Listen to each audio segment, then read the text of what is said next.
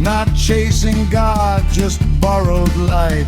Clouds hung low like they knew my name. Nothing holy, nothing plain. Things kept falling, heavy and slow. I picked them up because they show.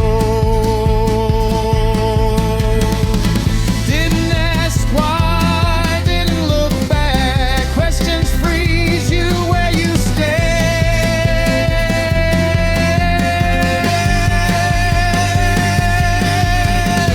Where distance thins, I feel it bend. The road moves closer when I descend. No voice is loud, no burning sign, just time agreeing to unwind. If this means something, let it be. If it doesn't, it's still for me.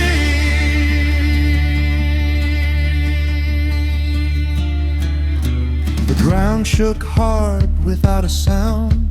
Steam where solid truth was found. Everything broke like it knew the cue. Still I stayed, still I knew what to do. Heard a voice where silence stood. Said nothing wrong, said nothing good. If I drink, it marks the line. If I don't, it marks it anyway. I passed a man who didn't stay. He adjusted his grip and walked away. Didn't ask me what I'd see. Didn't slow the in-between. Machines watched with silent eyes. Loved the moment, missed the why. Whereas comes too late to choose. Still it aches like something new. Where distance stands, I can't explain. Why familiar things don't feel the same. Coffee's wrong, the door's delayed. Voices reach me before their face. If this was fate, it didn't shout. It just let the road work itself out.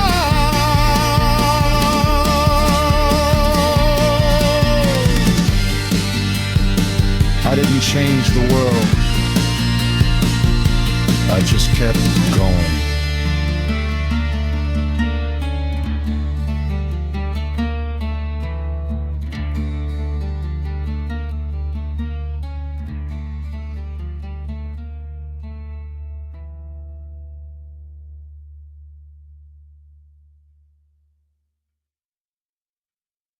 So it's like I always said to my husband, I'm the cheapest date ever.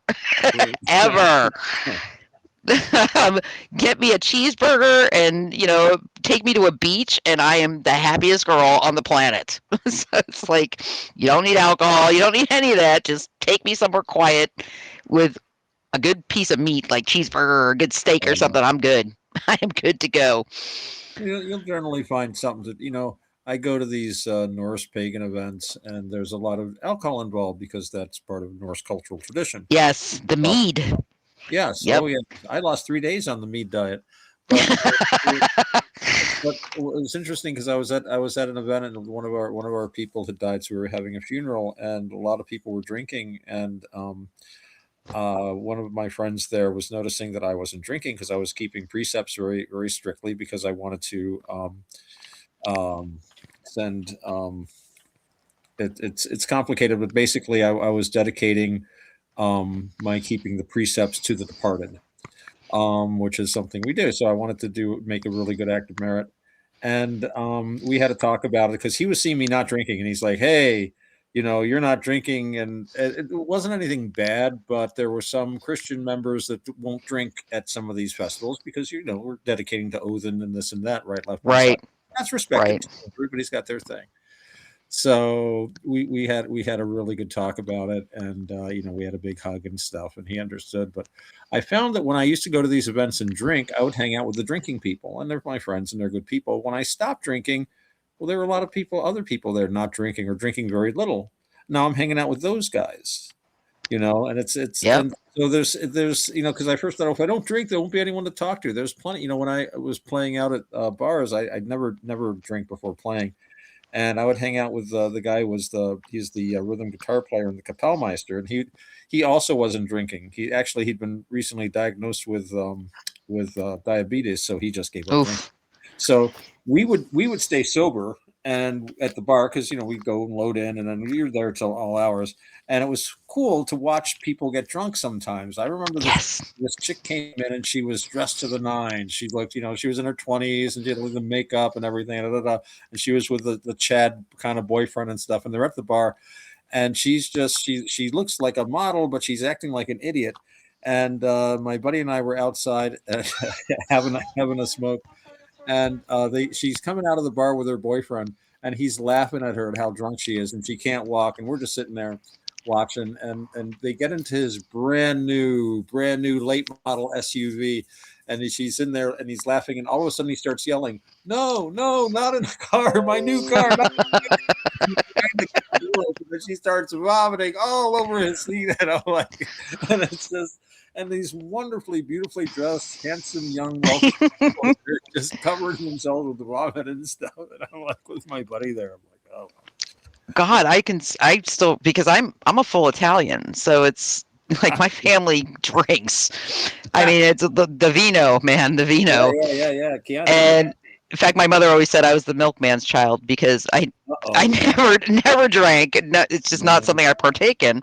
Right. But let me tell you, I am the one that holds all the family secrets, because Right. I am the one. I said to Mom, there was like 5 years there where we would pay "Where's Mom" at Christmas, because he would start drinking sangria, and I said, she's like 4'11", maybe 115 pounds. She's an itty bitty little thing.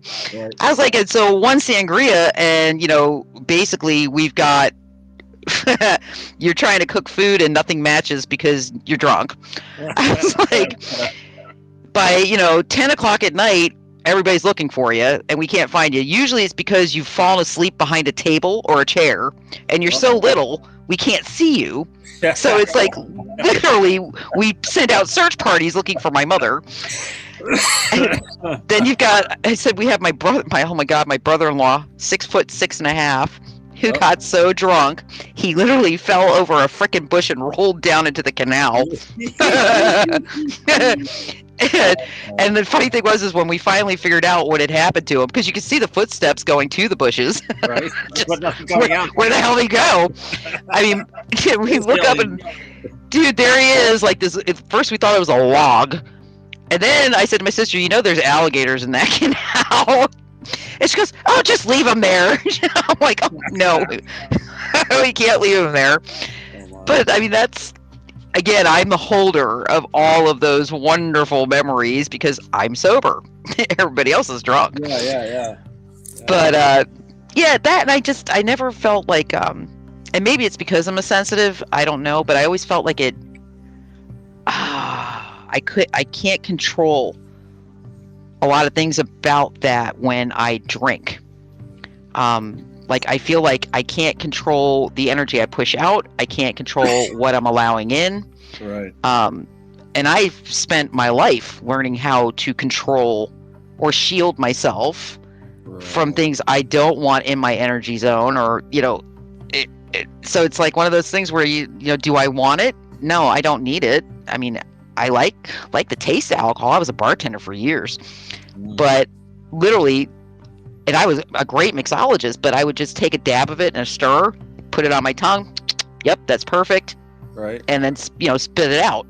Because right. So I was like, you never really had to partake in it to enjoy anything. It's right.